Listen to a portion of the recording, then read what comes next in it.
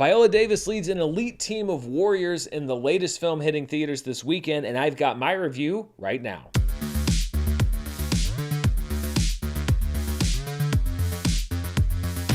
This review is brought to you by Raycon. Go to buyraycon.com and use the code Murrell15 to get 15% off your order, and stay tuned till the end of this episode for more info. Hello everybody, and welcome to my review for The Woman King, a movie that got a rapturous response from the Toronto International Film Festival. But like most movies that come off of the film festival circuit, I think that perhaps the praise is a little overhyped. That's nothing new, and it's really not so bad when it comes to this movie because I still found it to be very enjoyable. It's just that you get that overhyped thing that you hear from many different film festivals. The Woman King is directed by Gina Prince-Bythewood, whose previous film was Netflix's 2020 action breakout, The Old Guard. The movie takes place in the early 1800s in the African kingdom of Dahomey, a flourishing West African society under the rule of a new King Gezo, played by John Boyega. The might of Dahomey, however, is in its elite all-female fighting force, the Agoje, led by Viola Davis as the hardened General Nansika. Tired of living under the heel of the Oyo tribe, Nansika and the Agoje warriors battle back against their enemies, as well as the Oyo's practice of capturing and selling other Africans as slaves. And this is really where we have to kind of discuss the real-world conversation around The Woman King, because this has been something that's come up since the film was announced. It's been an established historical fact for quite some time that the Dahomey Kingdom did also participate in the African slave trade, and most recently, especially with the movie now being in theaters, there have been many calls on social media, particularly to boycott this film because it is an inaccurate portrayal. Many people saw it as a glorification of people that were in fact slavers. And let me say, first of all, that I think the debate around the movie's accuracy historically regarding the Dahomey Kingdom and the slave trade is an important discussion and one that should definitely be had. But I've also seen some sentiments, particularly on social media, from people saying that this movie should be boycotted because it overlooks the Dahomey's role in the slave trade, that it does not acknowledge it. And let me say, having seen the movie, and a lot of people on social media that call for boycotting movies haven't actually seen them, I can tell you that the Dahomey role in the slave trade is a driving force behind many of the story points in this film. The Dahomey's involvement in the slave trade is a key point of disagreement between Nansika and King Gezo throughout the film, and Viola Davis's character in this film clearly spells out the immorality of Africans selling other Africans as slaves many times over. So to say that this movie ignores the Dahomey slave trade issue is wholly inaccurate. As for the historical accuracy of the movie itself, this would not be the first time a movie has been attacked for glossing over inconvenient details in order to paint a person or a group of people as the hero of the film. And again, I think this is a debate that should be had. But if you have reservations about this movie and about the Dahomey's role in the slave trade, I would encourage you, don't just listen to the social media chatter, because there is a lot of bad information floating out there and a lot of takes that are just flat out wrong. So if you want to know more, I encourage you to find out more on your own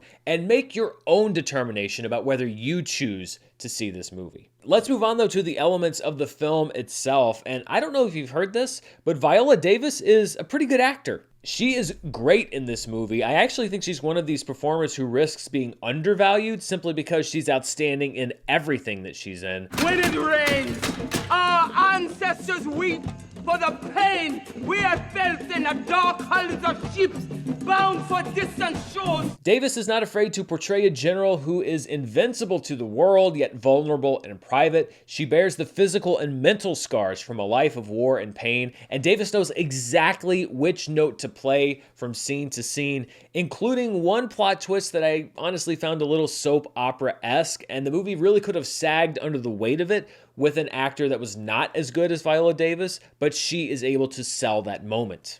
As great as Viola Davis is, though, the revelation for me in this movie was Thuso Mbedu, who plays Nawi, a new recruit to the Agoje. I have not seen Thuso Mbedu in anything before, but I thought that she was outstanding in this role. We see the Agoje through her eyes, and she's able to express the fear, the pride, the strengths and weaknesses of her character in what I found to be a very profound way.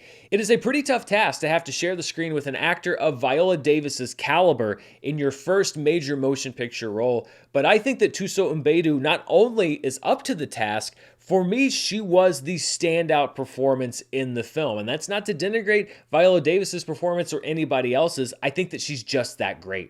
They tell us stories about the Agoji, that you have magic. You look like a regular old woman to me. Lashana Lynch also makes a big impact as Nawi's mentor Izoke, a fierce warrior who embodies the Agoje spirit of never backing down from a challenge. Her ferocity is all we need to know to understand the spirit of this army. Gina Prince-Bythewood is a really interesting directorial choice for this movie. Prior to The Old Guard, she wasn't really known for action at all. She was known mostly for smaller films like The Secret Life of Bees and Love and Basketball. And yet here she's able to paint a picture of daily horror and ferocity alongside the loving family atmosphere of the Agoje warriors, also alongside the action requirements of the battle scenes. Along with director of photography Polly Morgan, Bythewood stages several thrilling action sequences, as good as anything I've seen in action cinema this year, that show why this army has passed into legend. Underneath everything, the drama scenes, the action, is a fantastic score from composer Terrence Blanchard. What more does he need to do to get more Academy recognition? He's been working for decades. He's only gotten a couple of Academy Award nominations in the last 5 years, I think. This is the kind of score, however, that the Academy loves. They love to nominate it and they love to give Oscars for it. It is big, it is bold, but it's also beautiful. And hopefully this is another step towards Terrence Blanchard finally getting the consistent mainstream recognition that he deserves in his field. Generally, I found The Woman King to be an exceptionally well-made, well-acted, and well-staged film. I think that the questions of historical accuracy are important ones, but aesthetically, I think this film is beyond reproach. The screenplay, for me, is the clear weakest link of the movie. The character work is well done, but there are several storylines that felt a little soapy to me. There is the storyline I mentioned with Viola Davis. There's a competition between one of the king's wives that doesn't really go anywhere. And then there's a really ill-advised romance. This is a movie I think that you could have focused in even more on the key players and not expanded to some of these side characters. But because of the strength of the cast involved and the direction by Gina Prince-Bythewood, the movie doesn't collapse under this extra weight. I don't know if The Woman King is going to be one of my favorite movies come the end of the year, but I do think it is one of the best made that I've seen so far, and it's a big screen epic that flourishes in the theatrical environment. This is the kind of mid to high budget drama that you don't see so much anymore in Hollywood, but that I think the theatrical market is often desperately in need of. And for all of those reasons, I wouldn't be surprised if you hear The Woman King's name in the awards conversation, both for things in front of and behind the camera in the next few months. The Woman King is actually kind of the unofficial kickoff to the mainstream awards season, and it's something that I'll be covering here on the channel for the next few months. I'll be reviewing the movies. I'll also be looking at the award shows and the Academy Awards as we get to that time. We're in the last quarter almost of 2022, as hard as it is to believe, already looking at 2023 square in the face.